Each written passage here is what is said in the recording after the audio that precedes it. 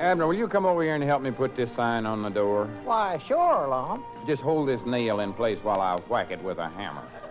For quiet, homespun humor with a country flavor, I think you have to turn to Lum and Abner as the foremost example. In fact, I can't think of anything on television today that has captured this particular kind of format. The comedy was comfortable and funny. Lom, suppose you hold a nail in place while I whack it with a hammer. You think I'm crazy? Trouble here is we're suffering from an oversupply of whackers. Have you ever seen me hit anybody on the thumb with a hammer? Yes. Last summer when Opie Cates helped you put up the screens. That was just a little tap. Tap? You smacked that thumb so flat it looked like he's carrying around a pancake flipper. Why, he didn't even holler. He let out such a beller all the fellers at the sawmill knocked off for lunch. You stop exaggerating and hold that nail, Granny. Lom, you couldn't hit that nail no matter if your whole life depended on it. Oh, now be quiet. Huh? Just This hold... is my page-flipping finger here, Lom. Be Just careful. hold the nail in place. Okay, here goes. There. Now, how was that? Not bad. Just aim it 2 more feet to the left, and I think you'll have it. Listen, the trouble is the top of the nail is too small. You couldn't drive that nail if I stuck it in between my teeth and let you hit me on the back of the head. Don't give me any ideas. Now, just hold it in place. This time I'll keep my eyes open. Good. Think one of us ought to know what's going on. You ready now? Yeah. Here it goes. Oh, you idiot. Why don't you watch what you're doing? Abner Peabody, I didn't even touch that hand. I know you didn't. You got the one I had in my pocket.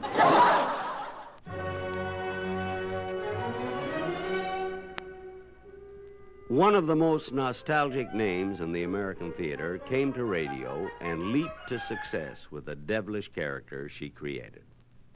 Her career has been portrayed on Broadway in the smash musical Funny Girl. Who else but Fanny Brice as Baby Snooks? I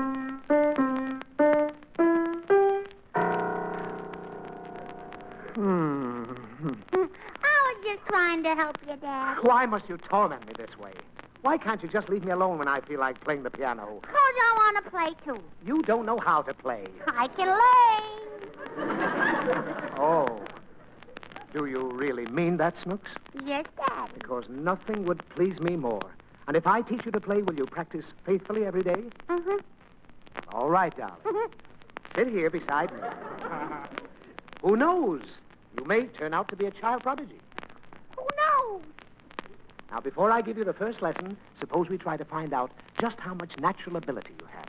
How? Well, see if you can pick out a tune. Whatever music comes into your head. All right. Bye, baby. All right, all right. Stop. We can forget the prodigy business right now. Shall I play some more, Daddy? No.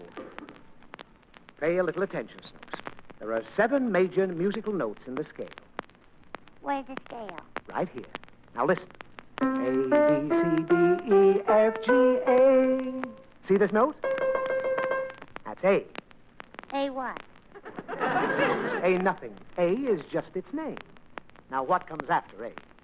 B. And what comes after E? F. Good. What comes after G? Whiz. Snooks. I was only fooling, Daddy. All right. What comes after G? H. No. After G, you start all over again with A. Now. A. What note is this? H. No!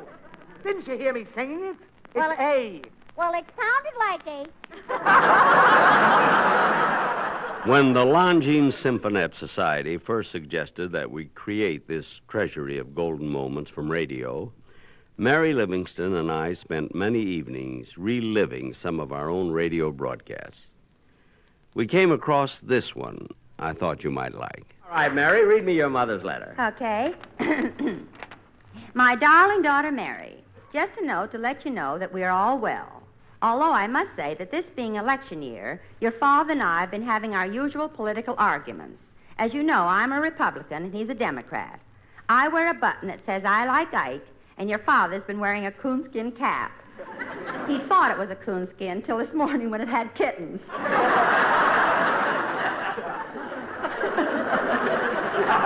No kidding.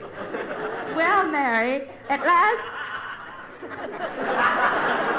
Well, Mary, at last I have some good news for you. We're finally getting rid of your Aunt Emily. Well, it's about time. She's been living with your family as long as I can remember. For the past 2 years, your Aunt Emily's been going with the local undertaker. And next Sunday, they're getting married. I'm glad when they get a home of their own. I'm tired of them coming in here every night with those second-hand flowers. God. Right now, she's wearing a ribbon in her hair that says, "Rest in peace."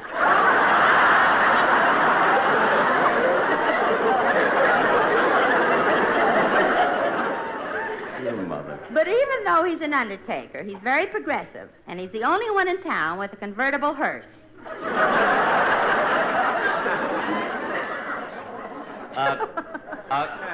A convertible hearse? No. No other news. Say, your mother's a humdinger today. No other news, so we'll close with love, Mama. P.S. Just as I was getting ready to seal this envelope, the postman came with your check for Mother's Day. Mary, this was very thoughtful of you. But how you could send me that much money on the salary Jack pays you, I'll never know. Mary, how much did you send her? $4. Can you remember the day you bought your first automobile? I can remember driving mine home, for I had my friend Mel Blanc with me. Mel and I still work together, and I still have the Maxwell.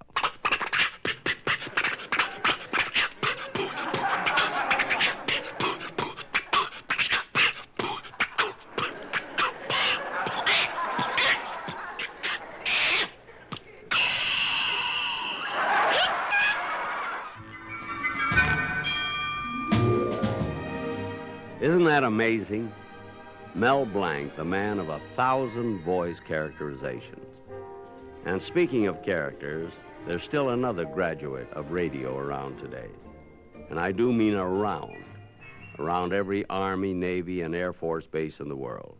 The old ski-nose himself, Bob Hope.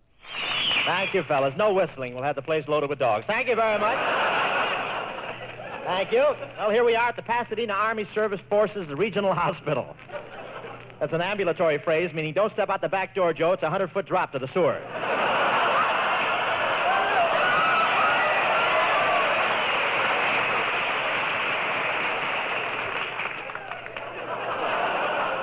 Yes, sir. I've done a couple of shows in hospitals recently. I feel so much safer when there's a doctor close by. And this is a wonderful spot for a hospital. When a battle fatigue case comes in, and they can't calm him down and make him sleepy the usual way, they just give him a pass to go into Pasadena.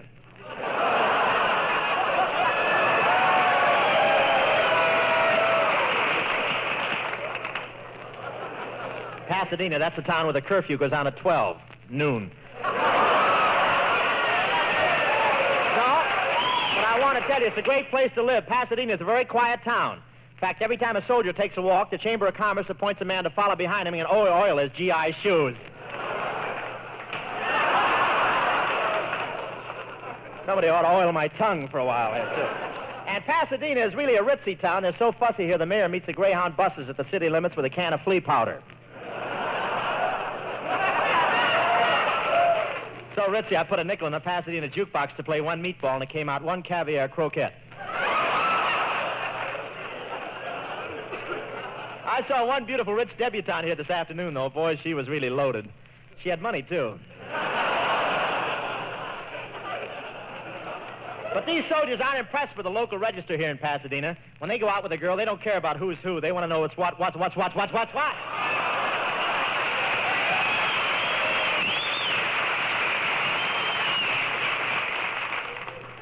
This hospital used to be a hotel called the Vista del Arroyo.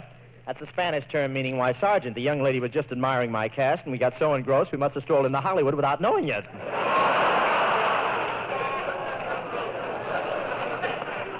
Back around 1948, television was beginning to gain in stature. The stars were still the property of radio, but it was obvious a change was in the wind. Fred Allen was already making plans. And he revealed those plans on his show one evening when a gatecrasher joined him for a sequence that requires all of your imagination. Benny was born ignorant, and he's been losing ground ever since. Benny was doing a monologue with a pig on the stage. The pig was there to eat up the stuff the audience threw at Benny. Why, some weeks he used 2 pigs.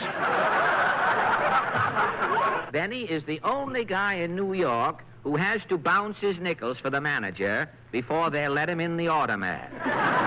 Who would be low enough to sneak into a tour to save 60 cents? There's the guy. Hey, you! Who, me? Jack, how can you be so cheap? All right, go ahead. Be like the other radio comedians. Tell some cheap joke. I won't even eat in the sun. My shadow might ask me for a bite. Your shadow has teeth? Jack, now look. Jack, don't get excited. Look, if you're cheap, you're cheap. That's the way I look at it. Well, Jack, if there ever was a time that you and I should not argue, this is the time. What do you mean this is the time? Well, haven't you heard? A lot of the radio programs that have been on for many years have been canceled. By the way, you finished tonight, didn't you? Yes, sirree. Tonight was my last show of the season. Did your sponsor mention anything about your program coming back in October? Well, no, Fred, but we have a mutual understanding. You see, we always sort of take it for granted. Oh. The season ends, the sponsor shakes hands with me, and then we... Yipe! Jack, what's wrong? Tonight he didn't shake hands.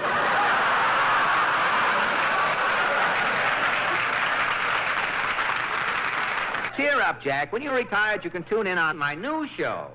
New show? People don't want entertainment today. A radio show has to give away things. Nylons, ice boxes, automobiles.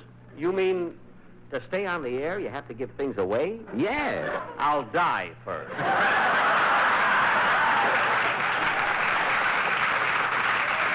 Well, not me. I'm auditioning my new program tonight. And you're giving things away? Tons of stuff.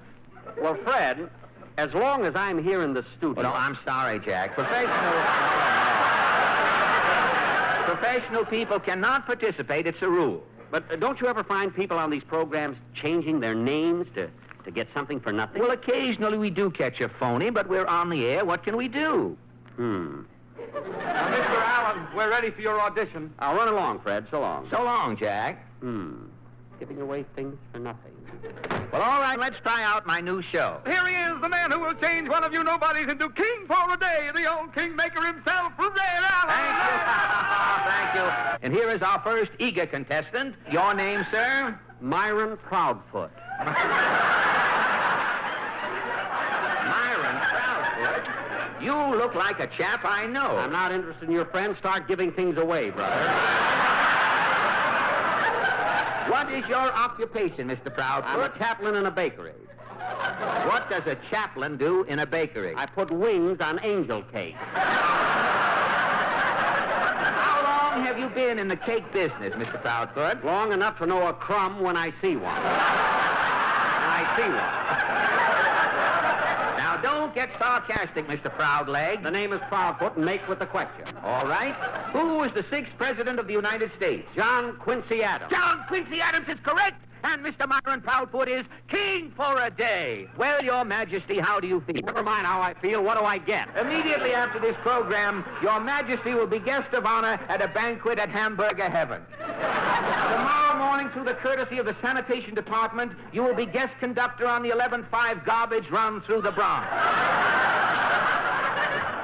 At night, in your ermine robe, you will be whisked by bicycle to Orange, New Jersey, where you will be the judge in a chicken cleaning contest.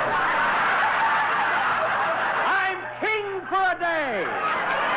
And that's not all. There's more? Yes, we are going to start right now to make you look like a king. Your suit is a little baggy, King. Boys, take His Majesty's coat off. Wait. On our stage, we have a Hoffman pressing machine. Now, wait a minute. An expert operating the Hoffman pressing machine will press your trousers. Now, wait a minute.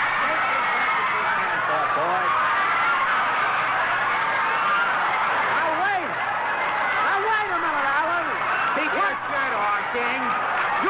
I'll keep my shirt on. We're a little late, folks. Tune in again. Come on, next Alan, week. give me my pants. Quiet, King. Alan, this is a place. Where are my Benny, pants? for 15 years I've been waiting to catch you like Alan, this. you haven't seen the end of me. It won't be long now. I want my pants.